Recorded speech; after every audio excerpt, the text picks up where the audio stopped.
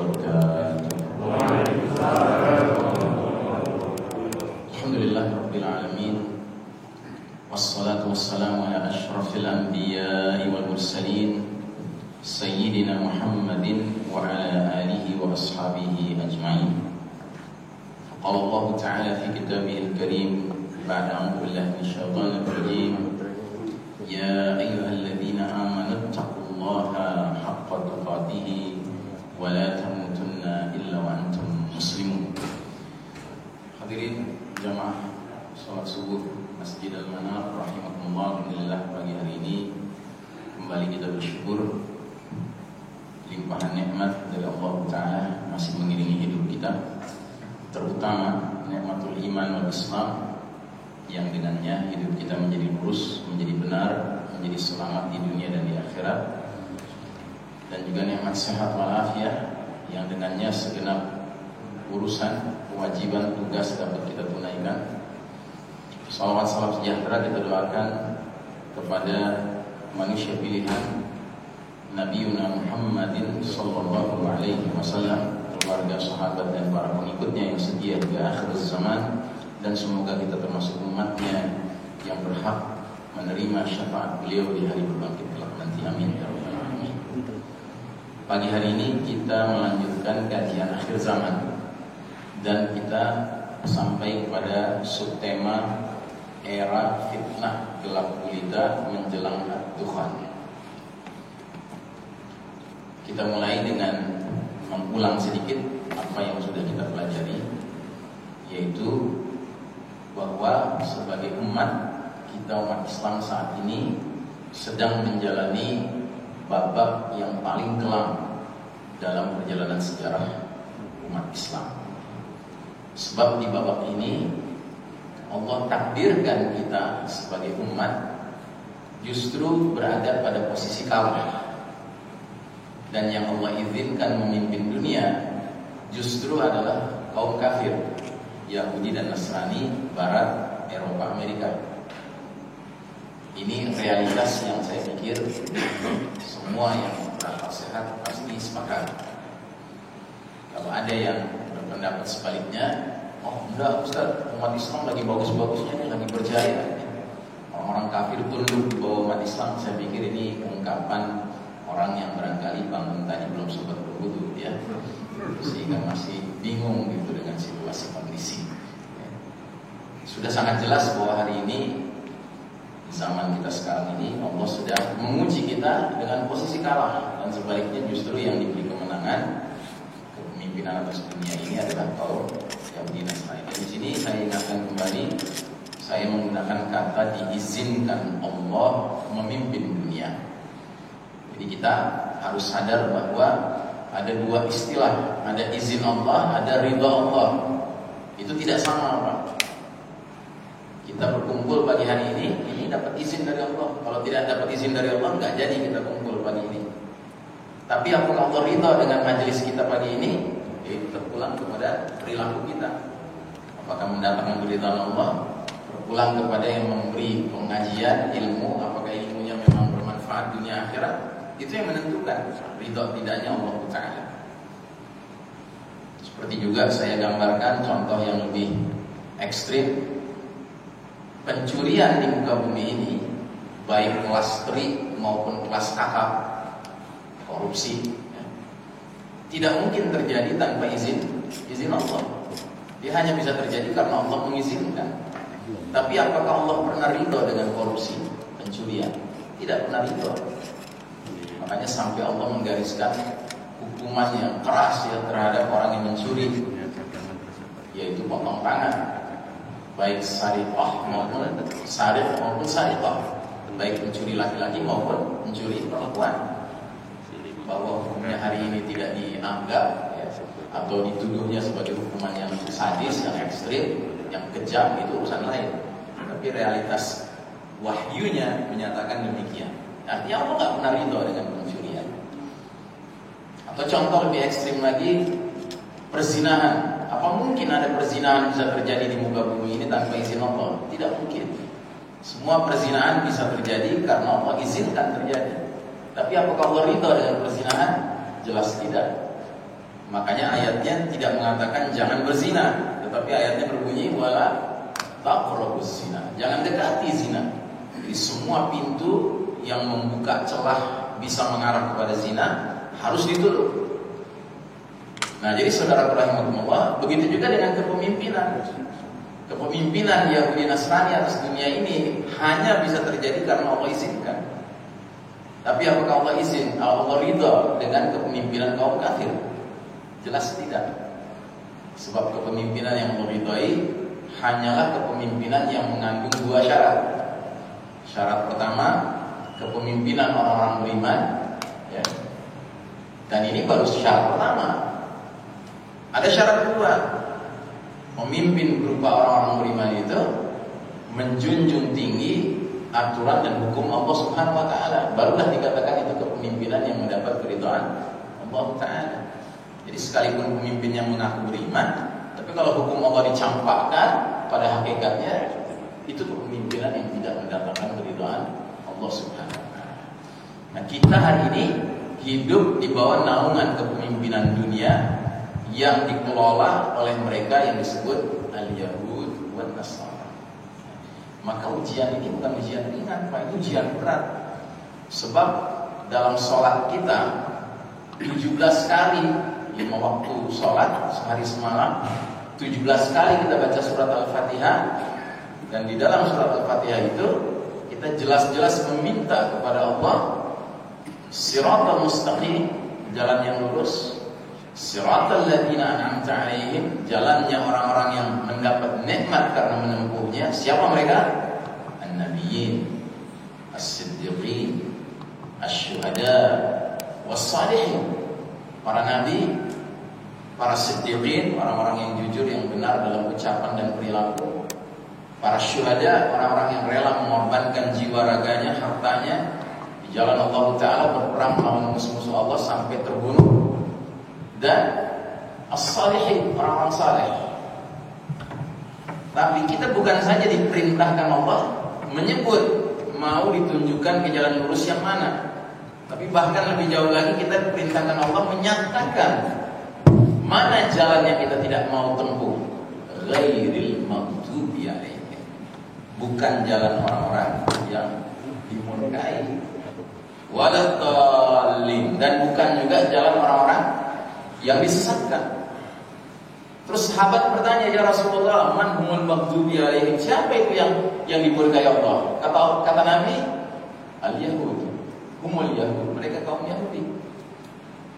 Dan siapa itu yang tersesat? Nabi menjawab, humun Nasara, mereka kaum Nasrani. Jadi dalam sholat 17 kali sehari semalam, kalau itu pun kalau kita cuma sholat wajib, Pak, kalau ditambah sholat sunnah, lebih banyak lagi kita memohon kepada Allah supaya ditunjuki jalan yang lurus, jangan jalan Yahudi, jangan jalan Nasrani. Itu permintaan kita. Tapi hari ini justru Allah takdirkan Yahudi Nasrani bebas bergerak memimpin dunia ini dengan keyahudian mereka, dengan kenasranian mereka, dengan kekufuran mereka. Makanya betapa berat, Pak, ujian kita. Ujian kita berat, Pak. Kita meminta kepada Allah jangan sampai terpengaruh Yahudi, terpengaruh Nasrani. Justru yang mempengaruhi dunia sekarang Yahudi Nasrani atas izin Allah Ta'ala. Makanya saya katakan ini ujian terbesar bagi kita. Nah, jadi saudara rahimakumullah, babak ini juga diterangkan oleh Nabi dalam hadis ringkasan sejarah umat Islam. Dalam satu hadis ini Nabi merangkum perjalanan umat dari awal beliau diutus sampai berakhirnya umur umat Islam. Ternyata perjalanan umat ini akan melewati 5 periode, 5 babak, 5 fase, ya. Dan sebelum saya lanjutkan, saya mau ngecek nih perhatian jamaah terhadap materi yang lalu. Umur umat Islam berakhir kapan? Kalau peristiwa apa terjadi? Masih ingat? Kalau dulu gak ngantuk, sekarang pasti gak lupa. Apa peristiwa yang menandai akhir umur umat Islam? Peristiwa apa? Hah? Dukhan? Tidak. Setelah Dukhan masih ada umat Islam. Hah? Apa? Lahirnya Rasulullah beda dong. Buktinya setelah lahir Rasul kan justru umat Islam baru muncul setelah lahir Rasul. Datangnya angin lembut yang mencabut. Ya, Masya Allah. Jadi berakhirnya umur umat Islam ditandai dengan Allah memerintahkan suatu angin lembut, lebih lembut dari sutra, berhembus, aromanya wangi seperti kesturi. Dan tugas angin ini apa? Mewafatkan setiap orang yang di dalam hatinya ada keimanan. Sekalipun imannya tinggal seberat biji zarrah, seberat biji sawi, asalkan ada imannya, maka dengan angin ini datang, dia diwafatkan. Sehingga kalau itu sudah terjadi, di muka bumi tidak ada satu orang beriman, berarti berakhirlah umur umat Islam.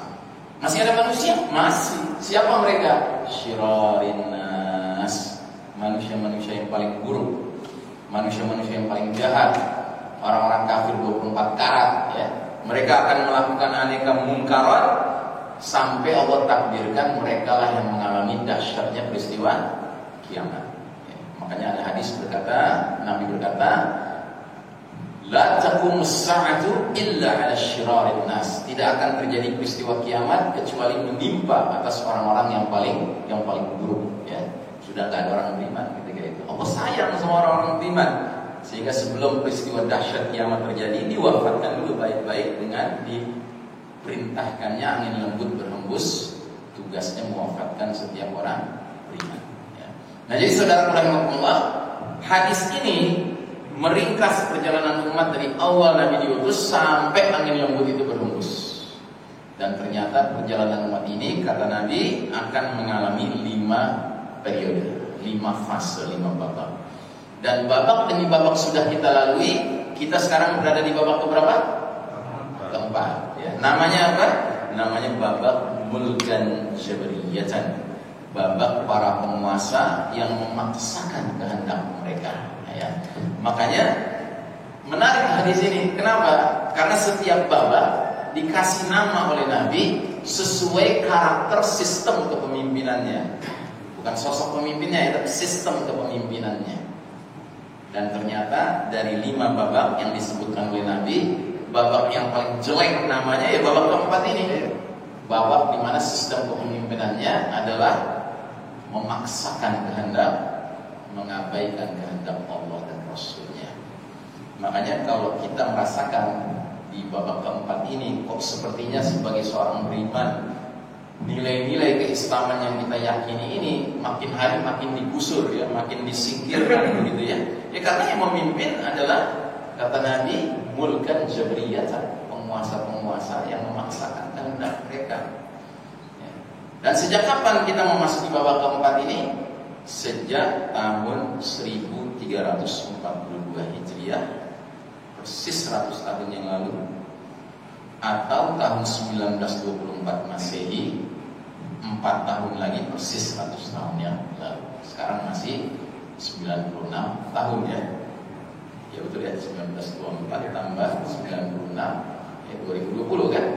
Nanti 2024 baru persis 100 tahun pakai kalender Masehi. Tapi kalau pakai kalender Hijriah, tahun ini 1442 Hijriah ini persis 100 tahun semenjak kita meninggalkan babak ketiga, masuk babak keempat. Dan inilah babak kepemimpinan ya orang-orang kafir Yahudi Nasrani, yang mana Nabi Muhammad SAW juga sudah peringatkan kepada para sahabat akan terjadi dalam hadis berikut ini.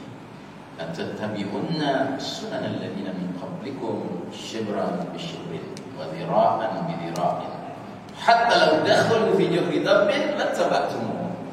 Sungguh kalian umat Islam benar-benar akan mengikuti jejak langkah tata cara hidup, jalan hidup umat-umat sebelum kalian, sejengkal demi sejengkal, sehasta demi sehasta, perlahan tapi pasti, sehingga sekiranya mereka yang diikuti sudah jelas-jelas masuk lubang biawak, kalian masih saja ikut dengan mereka.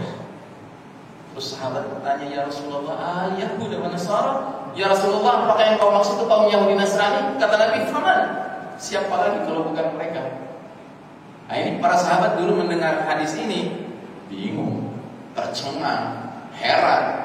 Bukan karena ragu sama Nabi, bukan. Yakin mereka Nabi nggak bohong. Tapi yang bikin bingung mereka, kok bisa ya umat Islam ngekor sama Yahudi sama Nasrani? Gak kebayang sama mereka, karena mereka tidak pernah mengalami itu. Tapi hari ini, kalau kita jujur melihat situasi kondisi dunia, mencari orang mengaku Muslim ke barat-baratan, ke Yahudi-Yahudian, ke Nasrani-Nasranian, sulit apa mudah? Sulit apa mudah? Mudah. Saking mudahnya, kadang-kadang kita harus khawatir kalau sedang sisiran di depan cermin, dia termasuk. Gitu kan? Saking mudahnya mencari Muslim yang ke barat-baratan hari ini, sampai kadang-kadang kalau lagi sisiran di depan cermin, jangan termasuk nih, mengikut barat nih. Ya. Artinya memang dahsyat sekali pengaruh dari kepemimpinan mereka. Dan ini baru 100 tahun, Pak, belum lama. Jadi ini babak di mana Allah cabut kepemimpinan dunia dari tangan umat Islam, kemudian diserahkan oleh Allah atas izin Allah, atas hikmah dari Allah kepada pihak Barat, Eropa dan Amerika yang merupakan masyarakat Yahudi Nasrani. Belum ada 100 tahun, persis 100 tahun. Pakai kalender Hijriah, pakai kalender Miladiah, ya nanti 4 tahun lagi. Jadi 100 tahun saja, Pak, kerusakan yang mereka timbulkan sudah dahsyat sekali. Nah, kenapa demikian? Karena masyarakat Yahudi Nasrani mempunyai karakter seperti bangsa Rum, bangsa Romawi, yang ideologinya apa? Materialisme satu dan hubbud dunia dua, mengakibatkan mereka melupakan alam akhirat. Coba Anda ngobrol sama orang Barat, Pak, yang bukan Muslim, ajak bicara soal dunia, oh dia layani Anda, dia jauh lebih mengerti soal dunia daripada Anda. Karena begitulah kata Allah dalam surat Ar-Rum ayat 7. Ya'lamuna zahiran minal hayatid dunya wa hum 'anil akhirati hum ghafilun. Mereka bangsa Rum, bangsa Romawi hanya tahu memahami perkara-perkara yang zahir, material dari kehidupan dunia ini saja. Sementara terhadap kehidupan akhirat lalai mereka. Jadi Anda ajak ngobrol soal dunia, dilayani Anda, dia di atas Anda pengetahuannya, pemahamannya soal dunia ini. Tapi begitu Anda sudah mulai ganti topik, bicara soal kematian, bicara soal barzakh, bicara soal padang mahsyar, bicara soal surga neraka, diam dia. Bukan saja diam karena nggak ngerti, tapi diam karena dalam hatinya dia mengatakan this is nonsense. Apa ini nggak masuk di akal? Mana ada kehidupan selain dunia ini? Mereka hanya paham dunia ini. Nah, bayangkan, Pak, yang seperti itu karakternya, mimpin dunia, Pak. Ditambah lagi Allah bukakan pintu-pintu dunia ini bagi mereka di masa kepemimpinan ini. Maksudnya pintu-pintu itu apa? Science, teknologi, ya kan, kecanggihan telekomunikasi, internet, ya kan. Bahkan sebentar lagi artificial intelligence, ya kan. Allah berikan kepada mereka dengan karakteristik materialisme hubbud dunia ini. Maka wajar apa yang ada dalam pikiran dan hati mereka itu ingin mereka sebarluaskan, ingin mereka promosikan kepada seluruh umat manusia tanpa kecuali umat Islam. Makanya kalau kita nggak membentengi diri kita di zaman babak keempat ini, Pak, niscaya kita akan ikut arus dari apa yang mereka tawarkan itu. Dan itu pasti mengarahkan kita kepada bencana. Makanya Nabi bilang, sekalipun mereka yang diikuti sudah kelihatan masuk lubang biawak, masih saja kalian ikuti mereka. Jadi contoh yang paling sering saya kutip itu kasus LGBT, ya kan? Kita orang beriman, Pak, nggak ada itu di pikiran kita LGBT, nggak ada. Nah sekarang dari sana itu dipromosikan LGBT, sebuah pendekatan urusan kelamin yang inhiraf, yang menyimpang. Kalau fitrah ajaran Allah ini kan mengajarkan laki-laki hendaknya berpasangan dengan perempuan, perempuan hendaknya berpasangan dengan laki-laki. Kalau mereka menawarkan sesuatu yang menyimpang, ya. L, lesbianisme, perempuan doyan perempuan. B, bisex, bisex itu artinya seorang laki-laki suka perempuan, suka laki-laki juga, doyan dua-duanya. L, G, G-nya gay, gay itu laki-laki doyan laki-laki. T, transgender, transgender artinya apa? dilahirkan sebagai laki-laki pada usia tertentu tiba-tiba bilang mau jadi perempuan. Karena kecanggihan teknologi kedokteran, dia diolah lah, dioperasi lah dia menjadi perempuan. Ini kan rusak, Pak. Dan kita sudah menyaksikan efek kerusakan di masyarakat barat gara-gara LGBT ini. Tapi masih aja ada di antara kita yang ngekor, yang menganggap itu suatu jalan hidup yang baik. Masa dilarang orang mencintai siapa yang dia sukai? Memangnya cinta itu boleh diatur-atur? Nah, gitu. Kan alasannya begitu. Nah, itu ada video, Pak. Seorang laki-laki yang badannya tegap, ternyata transgender. Dia merubah dirinya jadi perempuan, tapi masih kelihatan tegap, rambutnya panjang. Dia berusaha untuk tidak berkumis, tidak berjenggot. Pergi ke supermarket, belanja. Pas sampai di kasir, dia bayar. Tapi sebelum dia bayar, dia bertanya, how much? Berapa? Nah, si kasir ini laki-laki juga, anak muda, menjawab $15, sir. $15 Pak. Dia marah, dia tepok mejanya, dia bilang, sir, apa yang kok saya dipanggil Pak? Artinya dia tersinggung karena dia sudah berpenampilan perempuan, tapi tetap aja Pak, badannya maco, suaranya juga suara laki-laki. Tapi dia tersinggung. Sir, katanya gitu ya. I'm a woman, saya ini perempuan. Akhirnya kata si pelayan ini, sorry sir, masih sir juga kan? Makin marah dia. Ini udah jelas Pak, beredar video seperti ini, ya kan? Udah masuk lubang biawak Pak, udah ngawur gitu, masih saja diikuti. Pasang juga tuh bendera pelangi warna-warni, ya kan? Dengan bangganya. Nah, akibatnya karena peradaban materialis sekuler ini yang memimpin dunia, akibatnya umat manusia tidak lagi hidup dalam sistem iman tauhid yang lurus dan berkah, melainkan hidup dalam sistem kafir syirik yang sesat dan merusak. Ya, selama ribuan tahun umat Islam berjaya memimpin dunia ini. Apa yang kita perkenalkan? Ya tentunya kita perkenalkan sistem hidup yang fondasinya iman dan tauhid. Begitu Allah cabut kepemimpinan kita, Allah serahkan ke barat, ke kafir Yahudi Nasrani, mungkinkah mereka meneruskan, melanjutkan sistem iman tauhid? Mungkin tidak. Mungkin tidak Pak, orang kafir memimpin dunia tapi melanjutkan sistem iman tauhid. Mungkin tidak? Ya tidak mungkin. Kenapa? Beriman tidak, bertauhid tidak. Bagaimana mungkin mereka mau meneruskan sistem iman tauhid? Berarti yang mereka perkenalkan apa? Ya sistem yang mereka yakini, sistem kekufuran, sistem kesyirikan, sistem kafir syirik. Nah itulah yang sedang mendominasi dunia hari ini Pak. Nah karenanya saya waktu itu sudah jelaskan, Nabi mengatakan ikatan Islam ini bisa lepas juga loh. Sekalipun ajaran Islam sempurna, tapi karena umat Islam yang tidak sempurna, umat Islam kadang-kadang kuat, kadang-kadang lemah. Ketika umat Islam sedang lemah, ya ikatan Islam itu lepas, simpul demi simpul. Dan cara lepasnya gimana kata Nabi? Cara lepasnya adalah awal simpul yang bakal copot, lepas itu urusan hukum.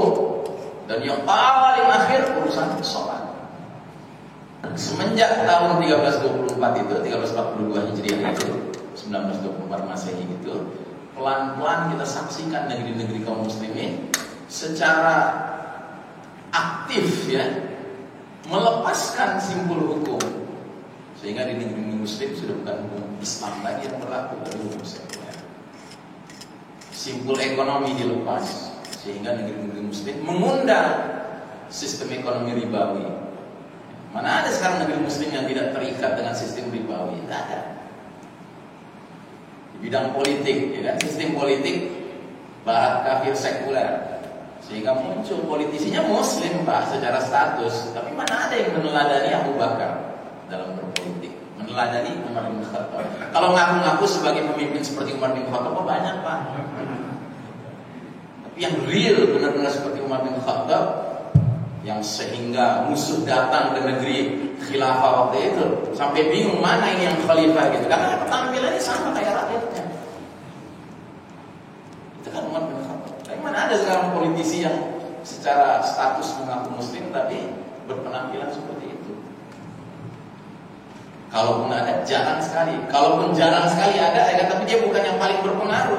Dia masih di bawah level berapa begitu. Nah, jadi saudara rahimahumullah, satu demi satu simpul copot. Terus simpul budaya copot. Bagaimana nggak copot, Pak? Kita sampai heran dengarnya.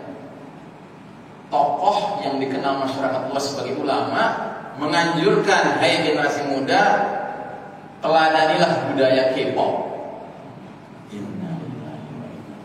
Tahu K-pop, Pak? K-pop itu penyanyi-penyanyi Korea yang secara fisik penampilannya laki-laki, Pak. Tapi secara apa namanya, kita laki Pak, perempuan sih.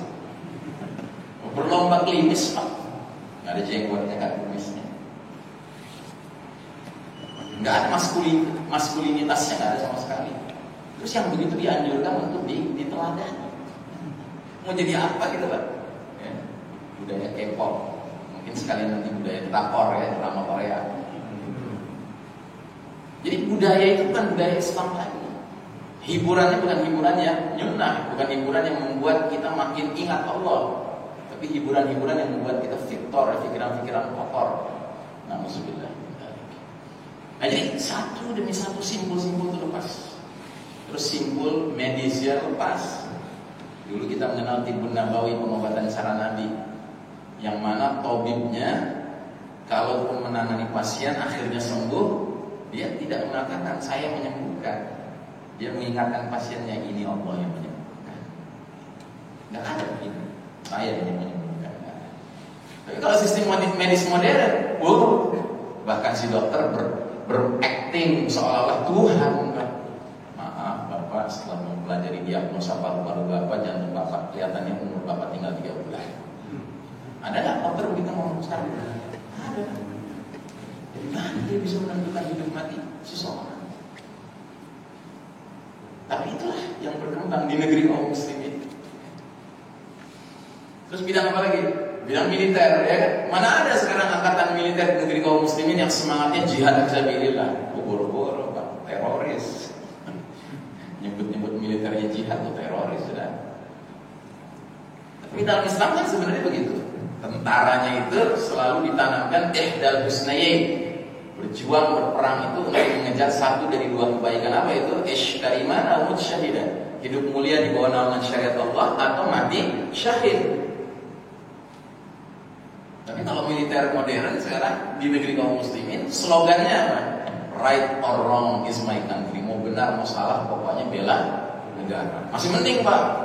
Right or wrong is my cukong. Nah, itu lebih parah lagi. Mau benar mau salah itu bela cukong. Nah, bela negara lagi, cukong yang dibela. Negara dikhianati nggak masalah, asal cukong yang dikhianati. Kacau, Pak. Nah, terus di depan mata kepala kita sekarang justru simpul terakhir sedang diacak-acak, dipreteli. Simpul apa? Simpul apa yang paling akhir? Simpul sholat. Alhamdulillah, Al-Manar sudah selesai bab ini. Ya. Tapi masih banyak, Pak, masjid-masjid lain yang hari ini, ya, galak betul, Pak. DKM-nya galak betul. Ketika seorang hamba Allah ingin mengikuti sunnah Nabi, ya kan, mau nggak dipedulikan. Yang lebih penting adalah jaga kesehatan. Lebih penting, sekalipun harus diacak-acak itu cara sholatnya. Padahal ancamannya apa? Ancamannya nanti, ya, dia muncul di depan Nabi di hari berbangkit, wajahnya kelihatan bercahaya bekas wudu, tangannya kelihatan bercahaya bekas wudu, kakinya kelihatan bercahaya bekas wudu, sampai Nabi manggil-manggil, sini, mau dikasih air dari telaga Nabi. Malaikat menghalau, nggak boleh dekat Nabi. Nabi panggil dia kemari. Akhirnya dijelaskan sama malaikat, engkau tidak tahu setelah engkau wafat mereka berubah ajaran. Mau kita begitu kan? Tidak mau kita. Makanya bagi kita ikuti sunnah Nabi dalam urusan sholat itu harga mati, Pak. Itu harga mati. Ya, sholat kama ra'aitumuni usalli, kata Nabi. Sholatlah kalian seperti kalian melihat aku sholat. Karena urusan sholat ini bukan urusan yang ada pintu inovasinya, pintu kreativitas, nggak boleh, Pak. Nggak ada.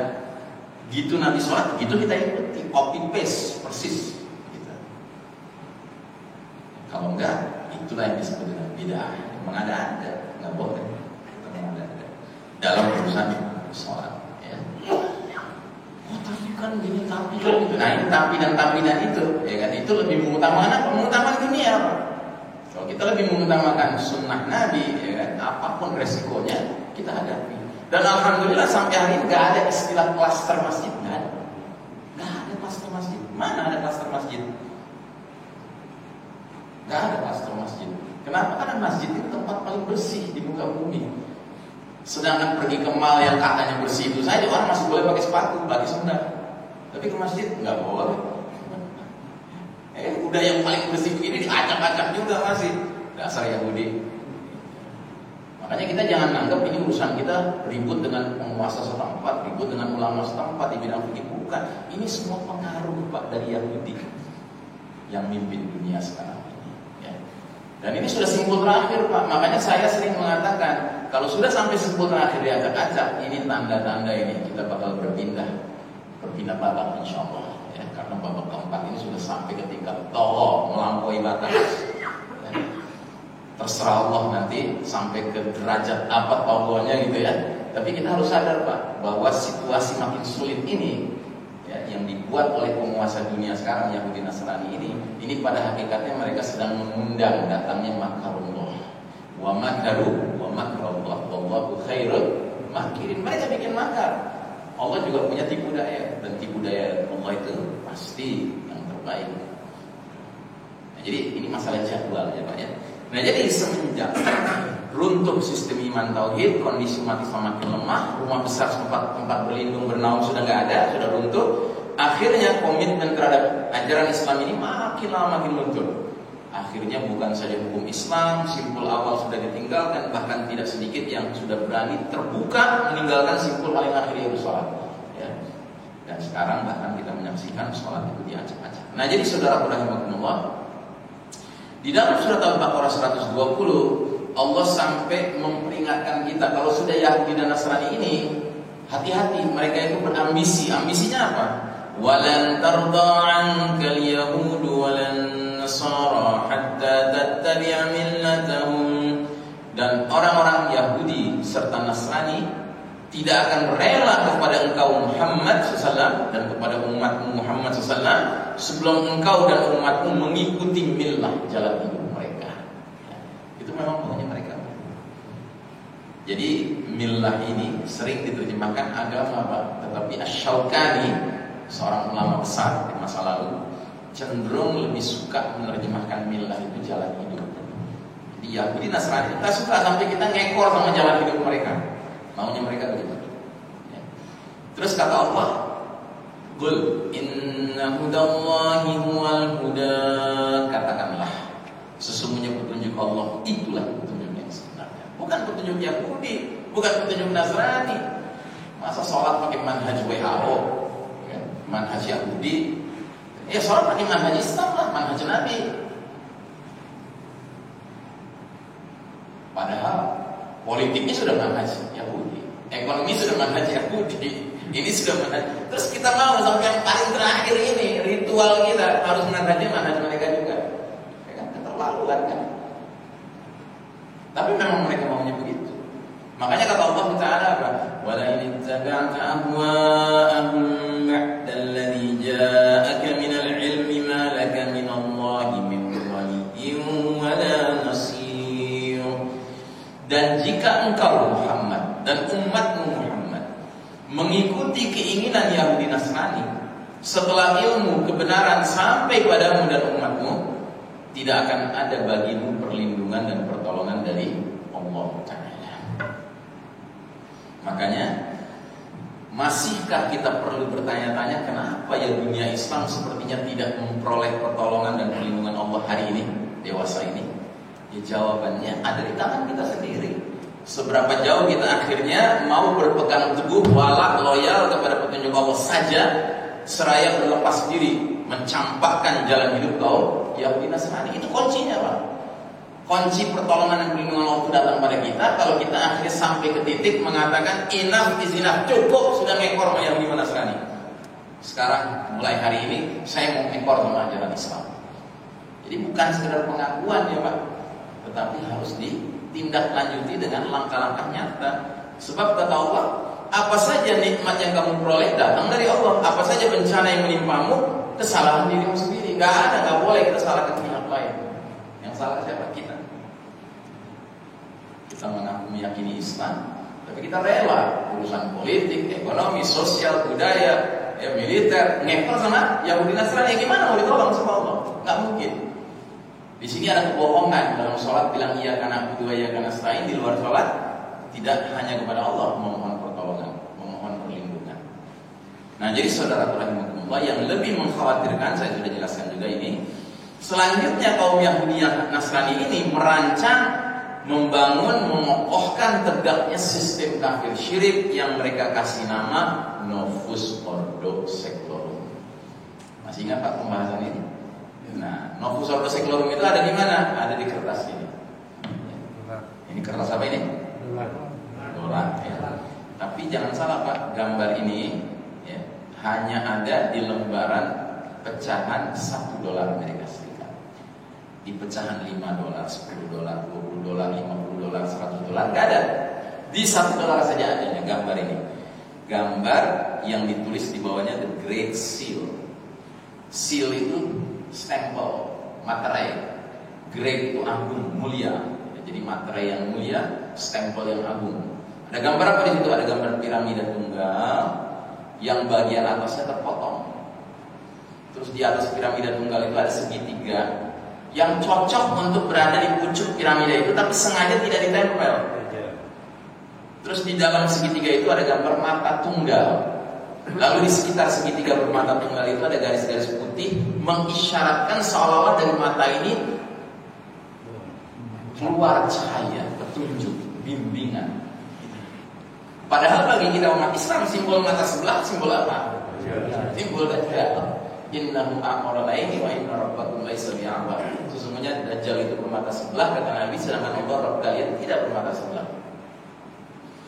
Terus mereka tulis di bawahnya Novus Ordo Seclorum. Apa artinya? Novus artinya baru, new. Ordo artinya tatanan, order. Seclorum artinya sekuler, artinya dunia, world.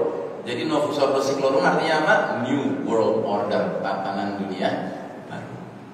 Jadi mereka mau bikin tatanan dunia baru, meninggalkan tatanan yang mana? Yang dulu tatanan sistem iman tauhid itu dipastikan harus masuk dalam kuburan sejarah, nggak boleh hidup-hidup lagi. Makanya hari ini siapapun yang bicara khilafah, pasti akan dianggap sebagai musuhnya dunia, bukan musuhnya negara, Pak, musuhnya dunia.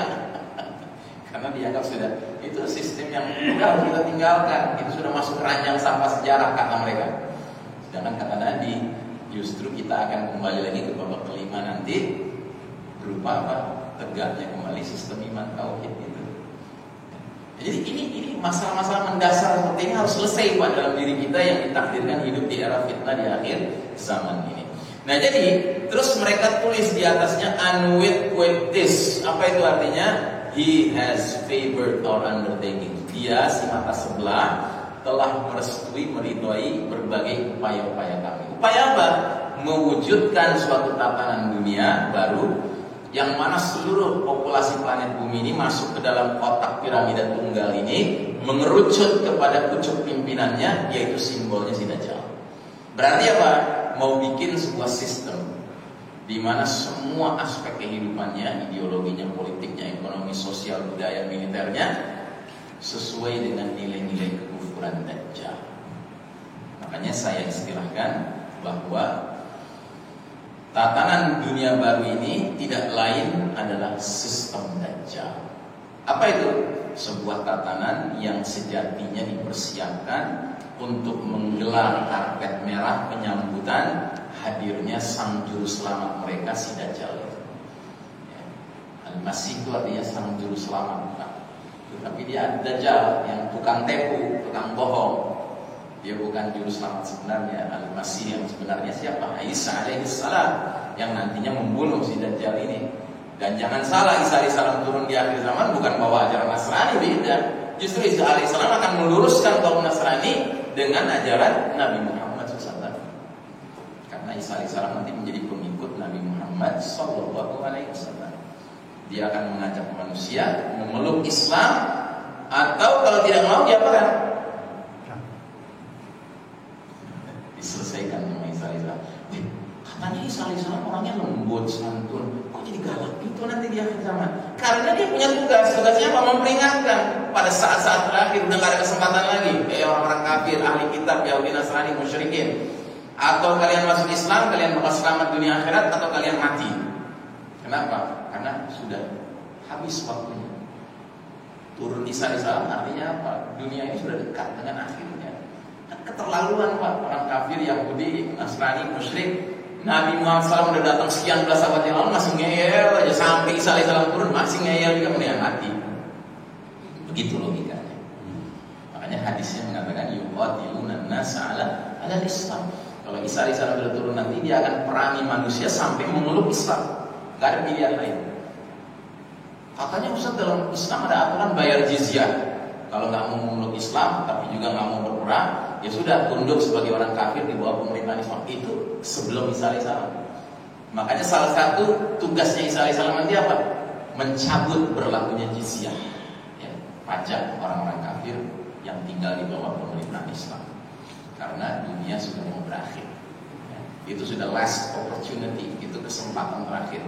Nah, jadi saudara rahimahullah, sistem Dajjal ini kita ambil dari buku karya Ahmad Thompson, penulis Muslim berkebangsaan Inggris, yang menulis buku dengan judul Dajjal the Antichrist. Gambar depannya gambar dari uang $1 Amerika Serikat tadi. Terjemahan bahasa Indonesianya Sistem Dajjal.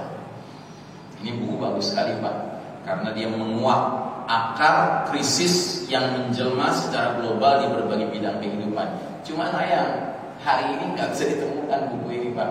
Di toko buku manapun nggak ketemu. Gunung Agung nggak ada, Gramedia nggak ada, Bang Buyung di Senen nggak ada. Karena apa? Mungkin sudah diborong sama sistem Dajjal. Sistem Dajjal nggak mau ketahuan belangnya. Kalau ini beredar kan orang jadi sadar, jadi ngerti, oh ini sistem dunia begini. Sehingga orang rame-rame meninggalkan sistem dunia ini. Kan begitu penguasa zalim ya Pak. Kalau nggak suka dengan satu tulisan yang menurut dia bisa mengancam dirinya, ya udah di ban aja. Cara di ban gimana? Ya dibeli aja semuanya biar nggak beredar lama kali tulis. Ya, itu selalu begitu.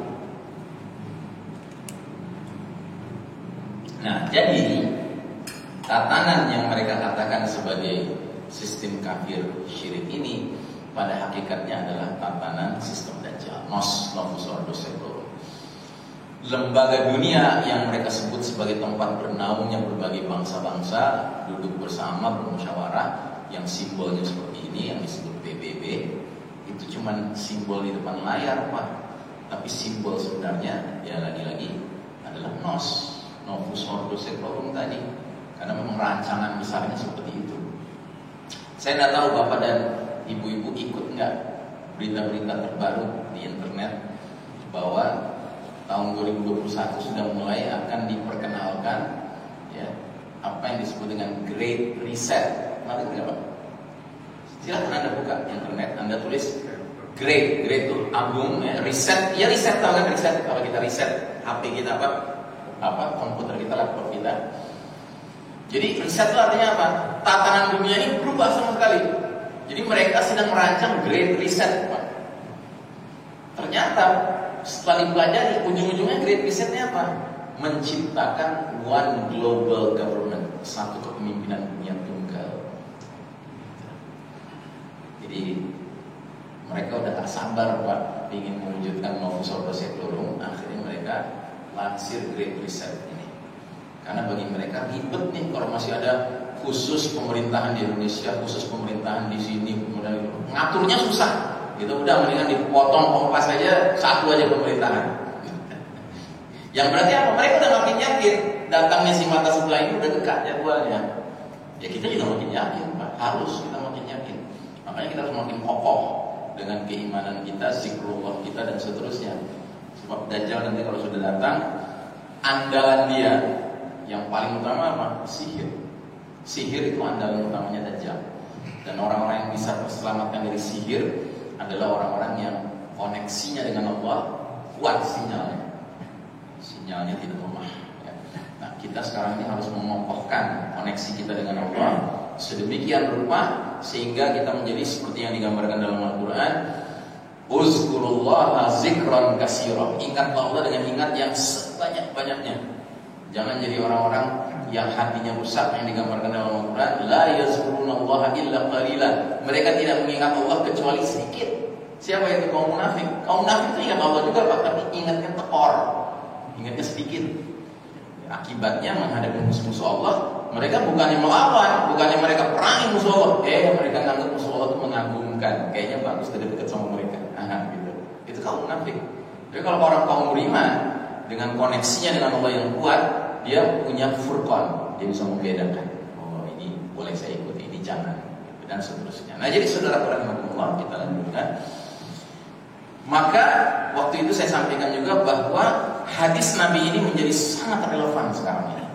Hadis yang menggambarkan bahwa kita hidup di era penuh fitnah, seperti malam yang gelap gulita. Mencari cahaya itu susah sekarang Pak. Kita hidup di bawah naungan dark values, nilai-nilai yang gelap Pak. Nilai apa? Nilai kekufuran, nilai kesyirikan, nilai kemunafikan, nilai kezaliman, nilai kemungkaran, nilai kemaksiatan. Itu yang merajalela sekarang. Apa nggak mungkar Pak namanya Pak? Apa nggak zalim namanya Pak? Orang ditembak mati Pak nggak bisa melawan gitu loh. Ya. Sudah ditembak mati dengan cara yang sangat sadis ya kan? Terus dikatakan bahwa mereka harus ditembak karena mereka melawan, karena ada baku tembak. Padahal nggak ada. Gitu. Orang zalim apa Pak? Dan kalau kita pikir-pikir pakai akal sehat Pak, kenapa mesti ngaku? Siapa yang ngebunuh? Coba kalau mana? Coba bilang ini ada begal, yang ini kan bisa percaya kan? Selesai urusan, udah peti es gitu kan masuk. Ya, menjadi apa istilahnya? Hidden agenda, sudah agenda tersembunyi yang nggak bisa diungkap lagi. Gitu. Ya. Tapi kan dengan mengaku berarti menunjukkan apa? Menunjukkan bahwa ini kami, mana kalian? Kan gitu. Seolah-olah kayak menantang Pak, menantang. Hati-hati Pak. Ini dahsyat Pak. Jadi kalau dalam bahasa Al-Qur'annya itu aizzatu bil ism, ya, orang masih bangga dengan dosa. Kalau orang yang masih punya hati nurani Pak, berdosa, yang nggak ketahuan orang banyak, dia diam aja, dia nggak akan cerita. Tapi kalau orang sudah mujahir, ya kan, malah dizohirkan dosa yang dia kerjakan, itu apa Pak? Itu hukumannya kalau dia nggak taubat, ya kan, berat itu dia akan. Orang mujahirun, orang-orang yang sebenarnya berdosanya ngerjain maksiat itu nggak ketahuan, zolimnya nggak ketahuan, gelap-gelap dikerjakannya, nggak ada yang melihat. Gitu. Di siang harinya malah dia terang-terangan ngasih tahu, saya semalam gini. Apa itu Pak? Ya. Nggak kebayang itu nasib mereka seperti apa itu. Orang-orang yang sudah zolim menebar luas fitnah pula. Memutarbalikkan fakta. Oh berat, ini gelap. Dan yang seperti ini Pak akan makin sering kita hadapi. Karena apa? Karena kata Nabi, tidak ada zaman kecuali sesudahnya lebih buruk daripada sebelumnya. Kecuali kalau Allah sudah izinkan kita masuk ke babak kelima. Nah, jadi di era ini sampai kata Nabi, ancaman bagi orang beriman apa? Di pagi hari masih mukmin, di sore hari jadi kafir. Di sore hari masih mukmin, pagi harinya jadi kafir. Dan itu terjadi karena apa? Dia rela menjual agamanya untuk mendapatkan kenikmatan dunia.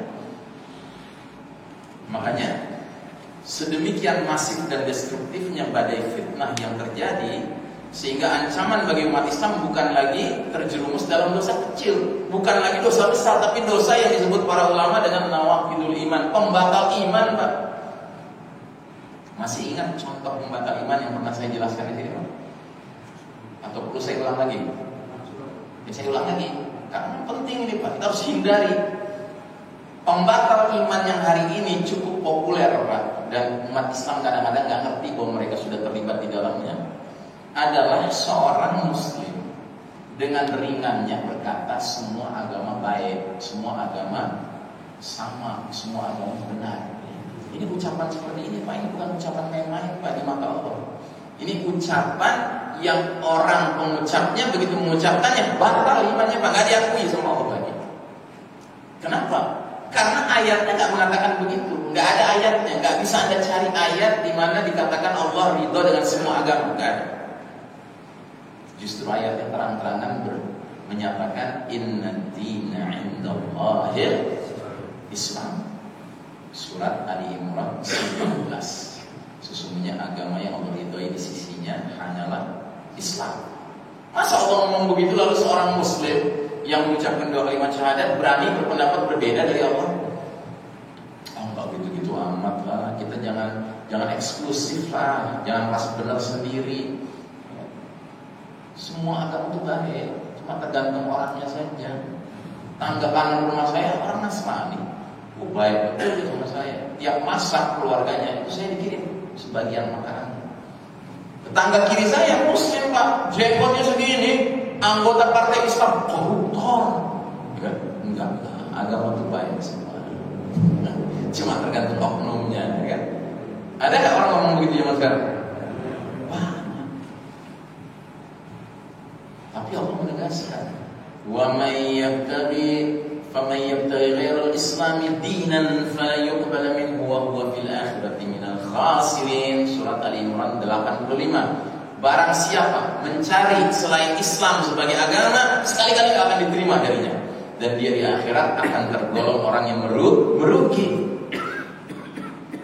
Satu lagi dalil, Al-Hijr ayat 2. Rubama yawaddul ladzina kafaru law kanu muslimin. Nanti di akhirat seringkali orang-orang kafir itu berandai-andai waktu di dunia mereka jadi muslim. Jadi nyesel mereka milih selain Islam. Tapi nyeselnya udah gak ada guna, kan sudah di akhirat, udah masuk neraka. Dan nyeselnya cuman berandai-andai jadi muslim Pak, bukan jadi mukmin. Mana yang lebih tinggi, jadi muslim atau mukmin? Mukmin lebih tinggi. Mereka nggak ngarepin yang tinggi-tinggi amat, jadi muslim aja. Kenapa mereka bilang begitu di akhirat nanti? Karena mereka sempat sama-sama orang muslim yang banyak dosanya, maksiatnya di neraka. Sampai udah selesai dicuci itu dosa orang muslim itu, sama Allah dipindahin ke surga. Mereka lihat itu, nyesel mereka nggak milih Islam sebagai jalan hidup. Ya. Nah, jadi ini dosa nawakid, dosa pembatal keimanan. Hati-hati. Dan kenapa banyak muslim sekarang menganut ucapan seperti ini? Karena disebarluaskannya sebuah ajaran dari Yahudi Nasrani ini, namanya pluralisme. Ajaran pluralisme itu dahsyat Pak. Itu bukan ajaran ecek-ecek Pak, bukan ajaran kelas-kelas pinggiran, dia kelas akar masalah Pak. Karena orang jadi cenderung mengatakan semua agama baik, semua agama sama, semua agama benar. Dan hati-hati, di sekolah-sekolah anak kita itu sudah diajarkan, ditanamkan. Alasannya kalau nggak ditanamkan itu katanya jadi radikal, jadi ekstrim, ya. Makanya kita harus adil Pak mensikapi hal ini.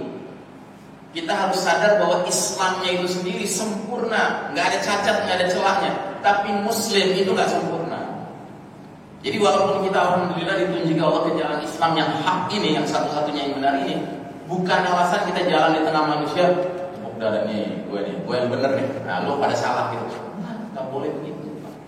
Kita harus tetap tawadu, rendah hati. Karena apa? Karena hari ini alhamdulillah kita masih beriman. Apa yang besok masih beriman? Hak Allah kan untuk mencabut iman dari seseorang.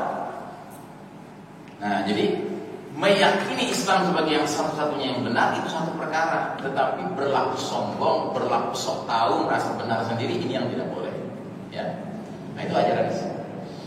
Nah, yang kedua, contoh nawaqidul iman, pembatal iman adalah istihza' biddin, mengolok-olok agama. Ya. Jadi mengolok-olok agama, tertawa karena mempermainkan agama, ya kan? Itu satu perkara yang kelas dosa nawaqidul iman, pembatal iman. Dan hari ini kita makin mudah membaca di sosial media, ya, orang mengolok-olok agama itu ringan sekali sekarang. Padahal itu kelas-kelas berat Pak. Silahkan dicatat surat At-Taubah 65-66. Itu tentang dosa mengolok-olok agama. Allah mengatakan qad kafartum ba'da imanikum. Apakah dengan Allah, ayat-ayatnya, Rasulnya dan agamanya kalian mau bercanda, bergurau, mengolok-olok, ya? Sungguh kamu sudah kafir setelah beriman. Jadi batal iman. Hati-hati Pak, terutama kalau kita nonton stand up comedy, terus pelawaknya udah mulai offline gitu ya, sudah offside gitu, udah kelebihan gitu, udah mulai ngolok-ngolok agama, udah matiin aja TV-nya Pak.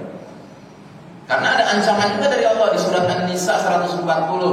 Allah telah menetapkan barang siapa mengkufuri ayat Allah, mengolok-olok ayat Allah, kemudian kamu duduk bersamanya, ya, maka tinggalkan dia sampai dia membicarakan yang lain. Kalau kamu tetap duduk di situ, kamu sama dengan dia. Dosanya sama, Pak. Mendengarkannya saja dengan mengucapkannya itu dosanya sama. Ngeri. Dan hari ini kita sepertinya dipaksa ya untuk mendengar olok-olok terhadap agama ini. Ya. Hati-hati, ini bukan masalah ringan. Ya. Nah, jadi saudara rahimahullah, karena waktu saya belum masuk ke tema utamanya, ini terakhir, terpaksa slide terakhir yang saya sampaikan hari ini, pagi ini. Ya. Nabi Muhammad SAW kemudian menggambarkan suatu prediksi ke depan di hadapan para sahabat yang juga membuat mereka terkejut. Nabi bersabda, "Yushikul umamu an tada'a 'alaikum kama tada'a al-akalatu ila qas'atiha." Hampir-hampir bangsa-bangsa memperebutkan kalian umat Islam layaknya memperebutkan makanan yang berada di mangkok, ya. Jadi bangsa-bangsa lain itu selain umat Islam melihat ada mangkok isinya makanan.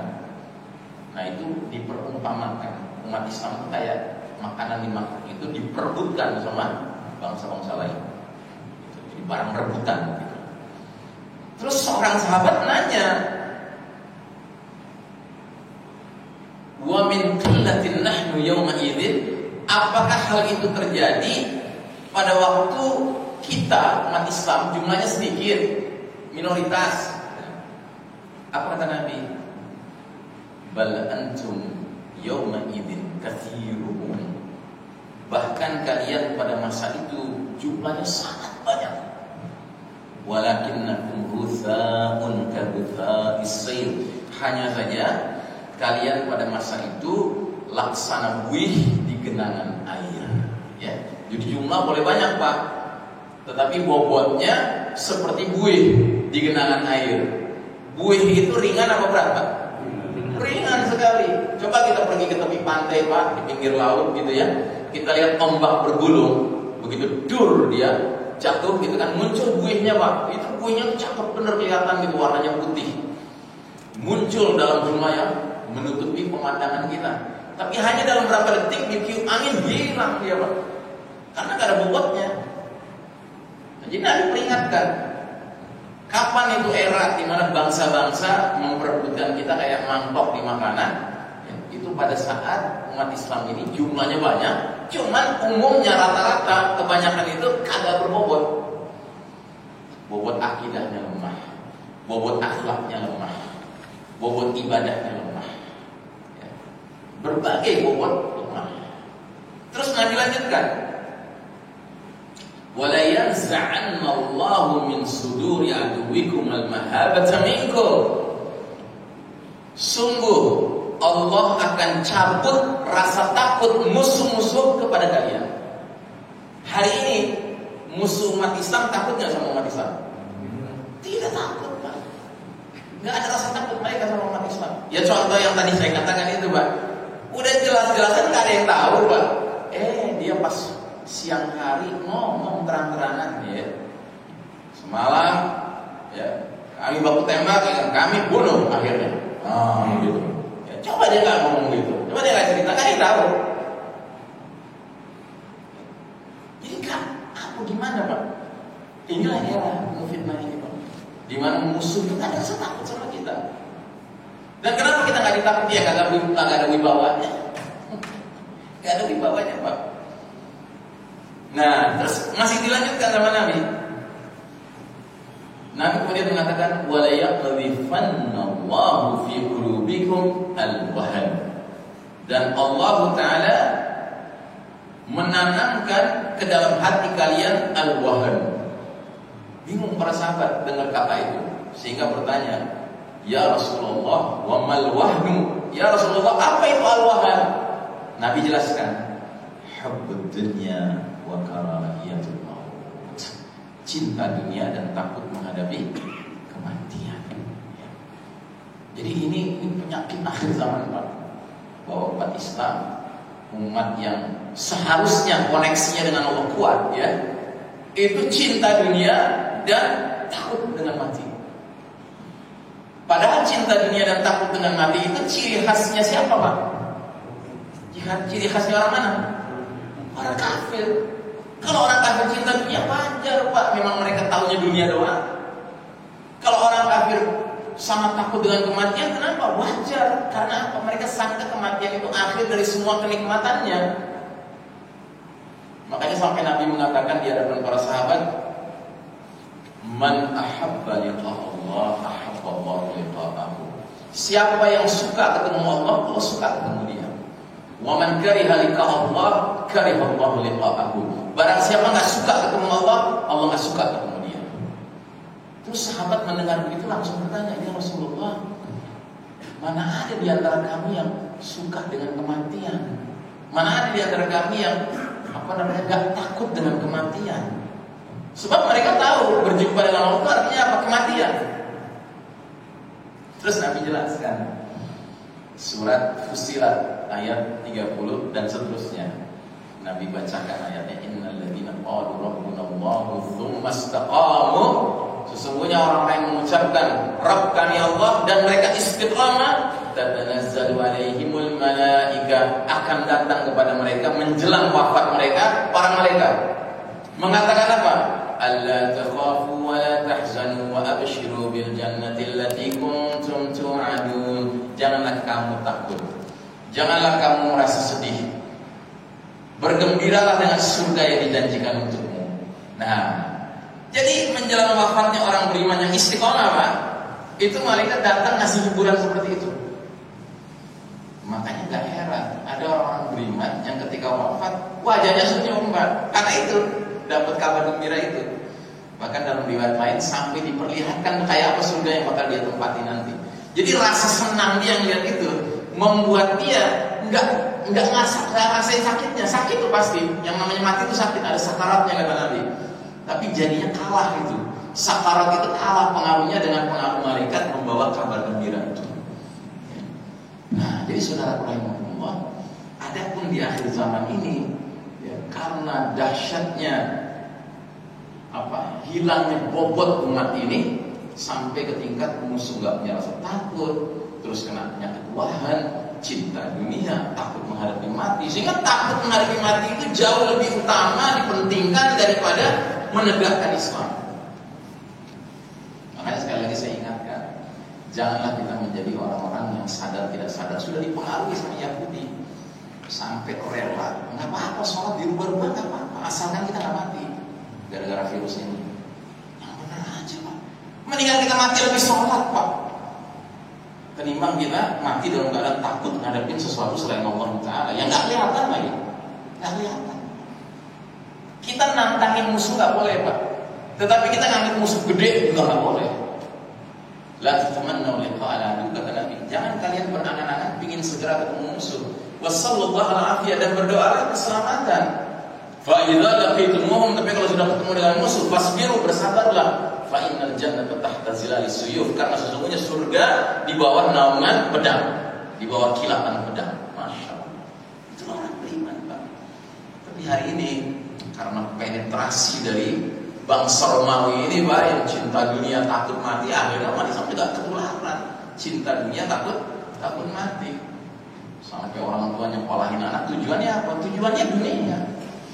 Padahal kata Nabi, barang siapa menuntut ilmu untuk mendapat dunia, dia akan celaka. Ya. Mesti kita didik anak-anak kita menuntut ilmu supaya apa? Supaya menjadi hamba Allah yang diridhai, bukan supaya kaya Pak. Ya, supaya kaya itu gak pernah boleh jadi cita-cita. Sebab kaya miskin itu sudah takdir Allah. Maka berapa banyak orang yang kaya raya tapi kerjanya sedikit, karena sudah takdir Allah begitu. Ya. Tinggal sisanya adalah bagaimana mensikapi jadi orang kaya, mensikapi jadi orang miskin. Kan itu saja. Toh kita di dunia gak lama-lama banget, gak lebih dari 100 tahun umumnya. Bahkan Nabi mengatakan a'maru ummati baina 60 wa 70. Umur umatku rata-rata antara 60 sampai 70. Yang lebih 70 sedikit. Alhamdulillah yang sedikit sini banyak ya Pak. Udah dapat bonus itu spesial. Nah, jadi saudara rahimahumullah, kesempatan untuk meneruskan materi ini, ya. Apa namanya? Era fitnah gelap gulita menjelang Dukhan, ya. Jadi ini Dukhannya belum disinggung-singgung kan, ya, tetapi era fitnah gelap gulitanya yang lebih dominan pada pagi hari ini, ya. Dan dengan kesadaran ini, mudah-mudahan Allah Ta'ala memberi petunjuk kepada kita semua untuk mensikapi dunia yang penuh fitnah gelap gulita ini dengan sikap yang sesuai dengan tuntunan dari Allah dan Rasulnya. Itu yang paling utama, Pak. Karena kita nggak bisa lari dari dunia ini. Kita sudah ditakdirkan lahir di babak keempat, yang mau apa? Kalau ditakdirkan lahir di babak keempat, terus kita nyesel, ya Allah kenapa aku nggak lahir di babak kedua? Zaman Khalifah Umar yang mimpin itu nggak boleh, Pak, kita ngomong gitu ya. Orang beriman itu harus raditu billahi rabba, aku ridha ya Allah engkau sebagai Rabbku, termasuk engkau mentakdirkan aku hidup di zaman mana, engkau maha tahu. Yang penting beri aku pertolongan ya Allah menghadapi zaman ini. Demikian saya kembalikan ke belum ada tadi yang buka, tapi yang jelas saya tutup. Apakah perlu ada tanya jawab? Tidak ada. Baik, kalau tidak ada, kita akhiri majelis ini. Dan sekali lagi saya mohon maaf, ini materinya belum selesai. Insya Allah bulan depan kita teruskan judul era fitnah penuh gelap gulita menjelang Dukhan ini. Mari kita akhiri majelis ini dengan membaca doa kafaratul majelis. Subhanakallahumma wa bihamdika asyhadu an la ilaha illa anta astaghfiruka wa atubu ilaik. Walhamdulillahirabbil alamin. Wassalamualaikum warahmatullahi wabarakatuh.